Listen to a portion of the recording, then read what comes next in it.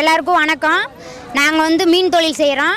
கரூருக்குள்ளே இந்த மாயனூருங்கிறது ஒரு பேர் வாங்கிருச்சு. இங்கே ஐஸ் மீனும் கிடைக்கும், உயிர் மீனும் கிடைக்கும். அந்த மீனில் நம்மளுக்கு என்ன மீன் பிடிச்சிருக்கோ அதை உயிரோட பார்த்து தான் வாங்கணும். மாயனூரில் ஐஸ் மீன் விற்கிறாங்க, மீன் நல்லா இல்லை அப்படின்னு சொல்கிறாங்க.